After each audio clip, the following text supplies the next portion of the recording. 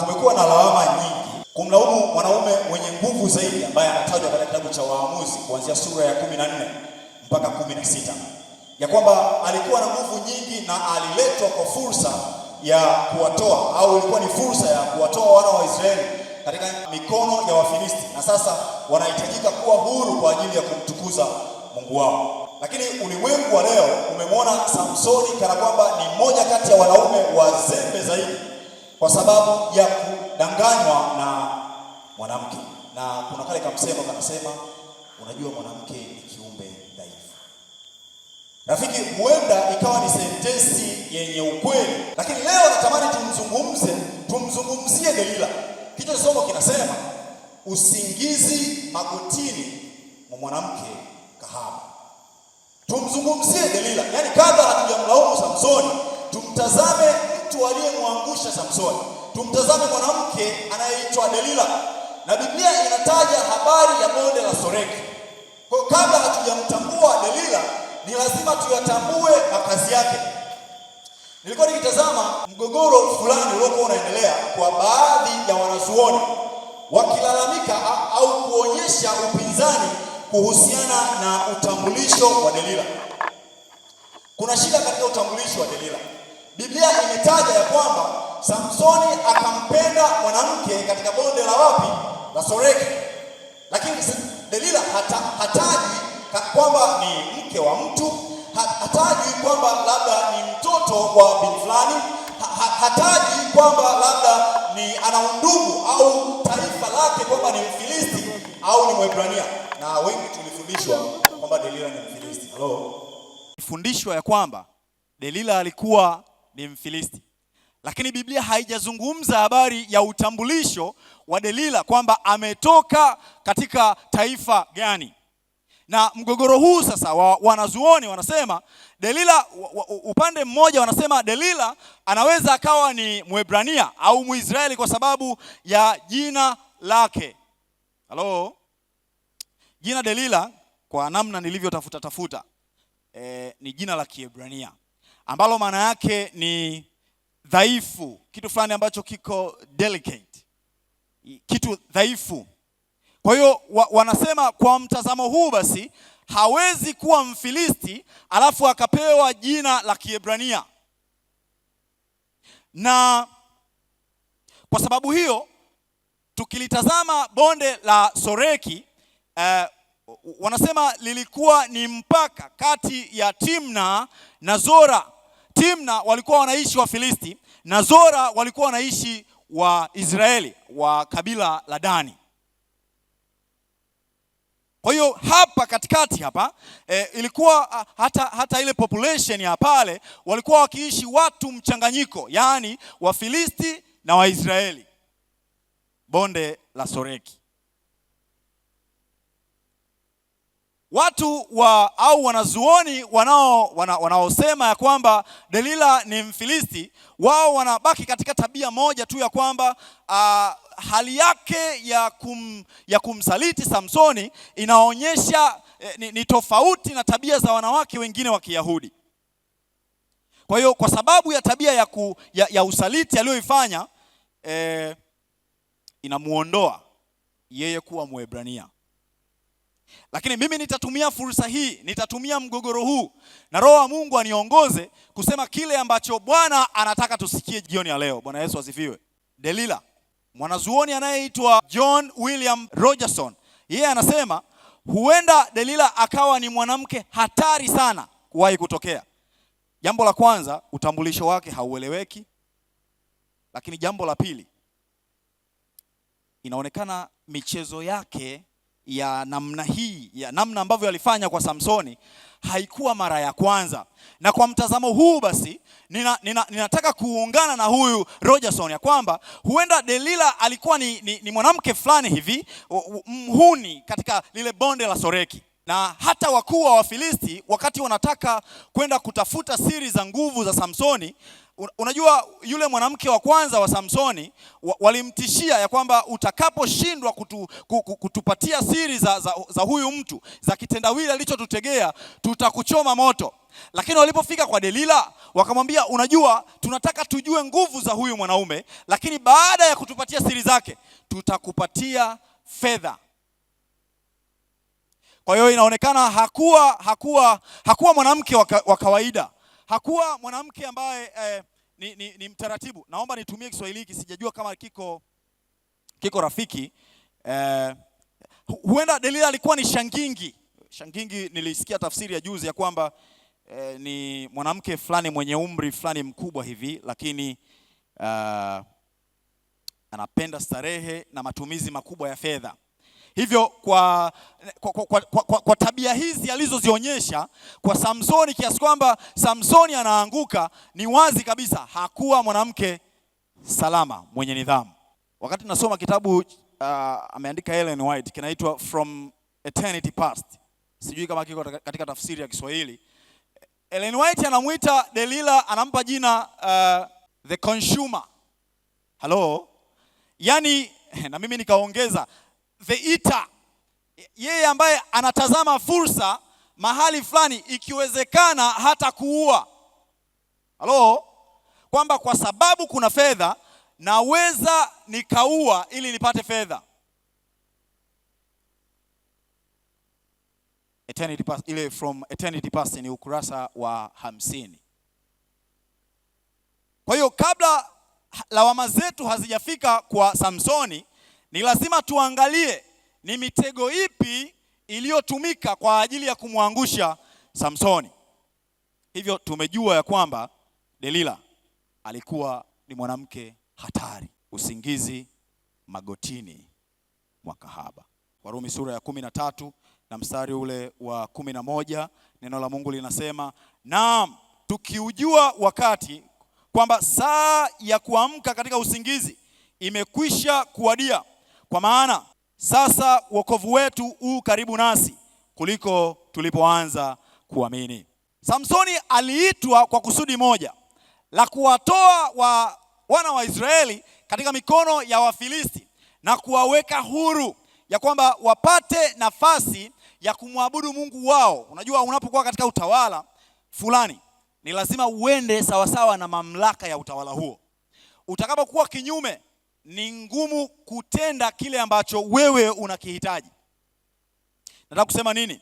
Walikuwa wametawaliwa na Wafilisti kiasi kwamba hata ibada zao hazikumuelekea Mungu Jehova aliyewatoa katika nchi ya Misri.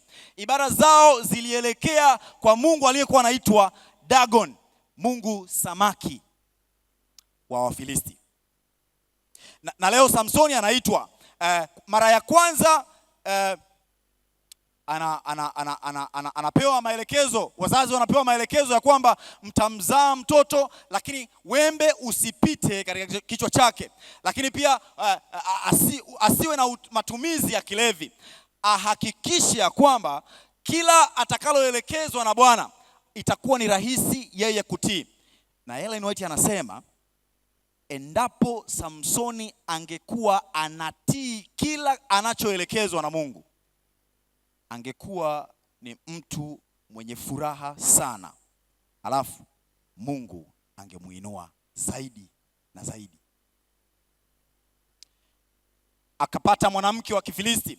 Biblia inasema akapeleka taarifa nyumbani ya kwamba nimempenda mwanamke fulani katika nchi ya Wafilisti na nimependezwa naye.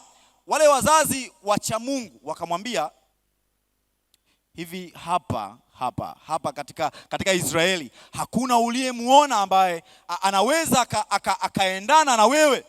Akasema, nimependezwa naye, mnipatie nimuoe. Akapewa yule mwanamke, na ugomvi ukaanzia hapa, vita kati ya yeye na Wafilisti. Na baadaye tunajua kilichotokea. Baada ya kumpoteza yule mwanamke, Biblia inasema akampenda mwanamke katika bonde la Soreki tena. Baada ya yule mwanamke kufa, anampenda mwanamke mwingine katika bonde la Soreki anayeitwa Delila, ambaye tumetoka kusoma habari zake.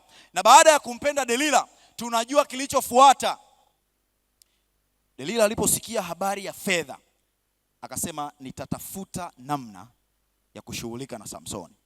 Ellen White anasema Samsoni alikuwa ana nafasi mara 3 ya kugundua lengo baya la Delila ili ajiokoe kutoka katika makucha hayo.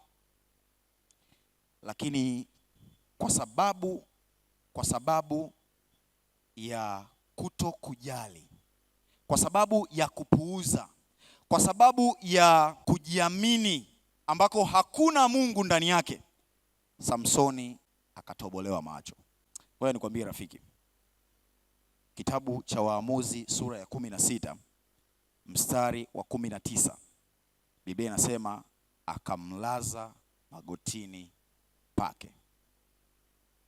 Baada ya kupata kileo, baada ya kumpatia kileo, baada ya kumpatia Samsoni kutoa siri za unadhiri wake, akalazwa katika magoti. Akalazwa katika magoti ya yule mwanamke kahaba.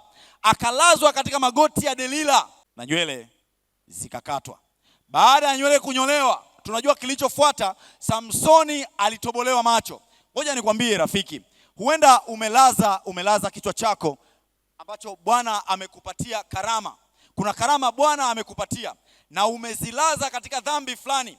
Karama aliyokupatia Mungu umeilaza katika magoti ya kahaba dhambi fulani. Huenda ni uzinzi, huenda ni uasherati, huenda ni dhambi fulani. Umefika wakati wa kuamka. Samsoni aliamshwa mara 3, kapuuza na alitobolewa macho. Amka katika usingizi wa dhambi zako. Amka katika ubaya wa dhambi ulizo nazo. Yaani huenda tunajua wewe ni mwimbaji mzuri, wewe unajua namna ya kuhubiri, lakini kuna dhambi fulani, labda ulevi, labda ushirikina, uchawi. Amka katika dhambi zako. Wakati umefika, na kama unasubiri uamshwe na shetani mwenyewe, utatobolewa macho. Usingizi magotini mwa mwanamke kahaba. Samsoni akalala. Ninajaribu kuwaza, huenda labda alikuwa anafanyiwa massage. Yaani unajua kuna namna wanawake ambao ni wahuni wanajua kufanya. Akalala usingizi na akasahau kile alichoitiwa. Mwanaume mwenye nguvu ambazo nilikuwa nasoma, nafikiri ni Waamuzi sura ya 15.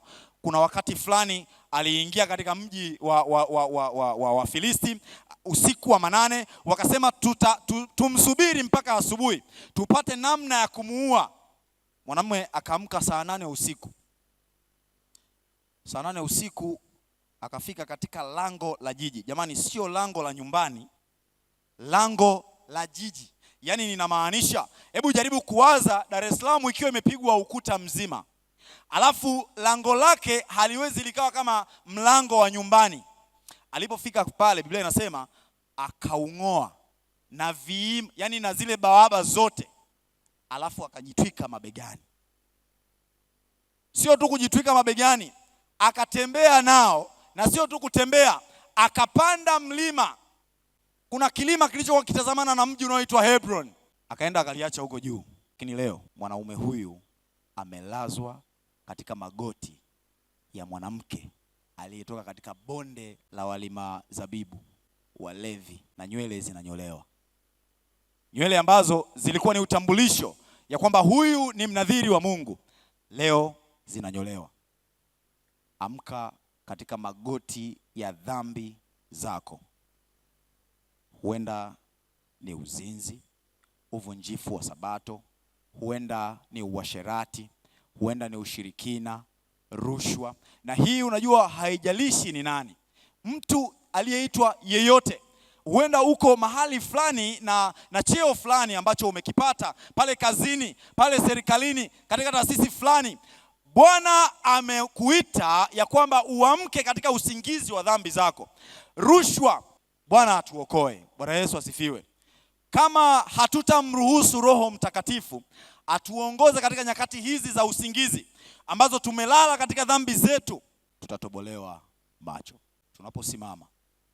Tunaposimama kila mmoja atapata nafasi ya kuomba na Mungu wake kwa dakika 1, ili kwamba tutoke katika uraibu wa dhambi yoyote ambayo imetushikilia kwa muda mrefu, ili tuwe huru tena Alafu baada ya hapo, karama ambazo Bwana ametupatia, ule uimbaji ambao tukiuimba watu huwa wanabarikiwa, ule uhubiri ambao tukihubiri watu huwa wanabarikiwa, ile namna fulani ya kuwakaribisha wageni pale mlangoni, tunavyowakaribisha, Bwana akatuinue tena katika karama pasipo dhambi. Na tukumbuke saa ya kuamka usingizini imefika, maana wokovu ni sasa hivi. Tusimame dakika moja kila mmoja. Baada ya hapo nitaomba, tutamaliza. Mungu wetu na Baba yetu wa mbinguni, ninakushukuru sana kwa sababu ya baraka ya leo. Neema yako inatosha sana kwa ajili ya wokovu wa maisha yetu. Umetufanya kuwa hai ni kwa sababu una makusudi na sisi. Ulichokisema tumekisikia Bwana, lakini kwa nguvu zetu na kwa akili zetu, pasipo uwezo wa Roho Mtakatifu, hakuna tunachoweza kufanya. Huenda nafasi ya wokovu wetu ni sasa hivi leo. Bwana, ukatuokoe, ukaondoe akili zetu, ukaondoe vichwa vyetu katika magoti ya dhambi fulani. Bwana, ikiwa kila mmoja ameitaja dhambi yake kwa jina lake, leo ukatusafishe kwa kifo chako pale msalabani. Damu iliyomwagika ikawe inatosha kwa ajili ya ondoleo la dhambi zetu. Alafu unapotuacha kuwa huru, basi tufundishe kutembea sawasawa na mapenzi yako. Zile karama ulizotupatia zikatusaidie kuwavuta wengine kusogea katika kiti chako cha rehema. Lakini zaidi sana Bwana, ukatuandae vyema kwa safari ya kwenda mbinguni. Ninaomba ukatubariki jioni ya leo, ibariki sabato ya leo. Nimeomba haya yote nikiamini ya kwamba utatenda sawasawa na mapenzi yako, kwa jina la Yesu Kristo. Amina. Bwana awabariki.